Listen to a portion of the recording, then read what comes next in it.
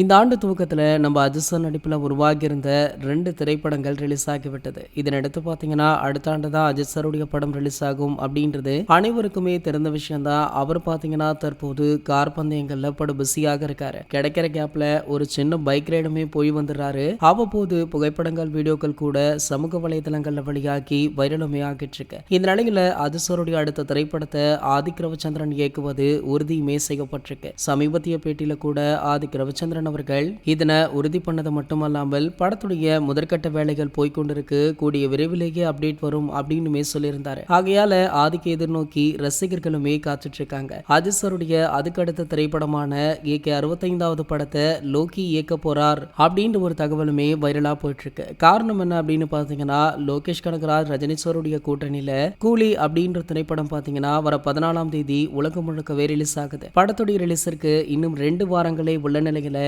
படத்துடைய ப்ரொமோஷன் படு ஜோராக போயிட்டு இருக்கு. இந்த ப்ரொமோஷனுக்காக லோகேஷ் கனகராஜ் பல இன்டர்வியூஸ் கொடுத்துட்டு இருக்காரு. அதுல ஒன்றுல நம்ம அஜித் சார் பற்றியுமே பேசியிருக்காரு. அதாவது அஜித் சாரை இயக்கவில்லை அப்படின்னா என்னுடைய இயக்குனர் வாழ்க்கை முழுமையடையாது. ஸோ கண்டிப்பாக அதற்கான பேச்சுவார்த்தைகள் முன்பே முடிந்து விட்டது. கூடிய விரைவிலேயே படத்திற்கான அறிவிப்பு வெளியாகும் அப்படின்னு சொல்லியிருந்தாரு. ஸோ இன்று பார்த்தீங்கன்னா கூலி திரைப்படத்துடைய ஆடியோ லான்ச் மற்றும் ட்ரெய்லர் வெளியீட்டு விழா மிக பிரம்மாண்டமாக சென்னையில நேரு உள்விளையாட்டு அரங்கில் நடக்குது. இந்த மேடையில் கண்டிப்பாக AK அவர்களுடைய கூட்டணி பற்றி அதிகாரப்பூர்வமாக லோகேஷ் அவர்கள் அறிவிப்பார் அப்படின்னு எதிர்பார்க்கப்படுது. இதற்காக AK ரசிகர்களுமே ஆவலுடன் காத்துட்டு இருக்காங்க. இது போன்ற சினிமா செய்திகளை பற்றி நீங்க உடனே தெரிஞ்சுக்க நம்மளுடைய சேனலை மறக்காம சப்ஸ்கிரைப் பண்ணிக்கோங்க.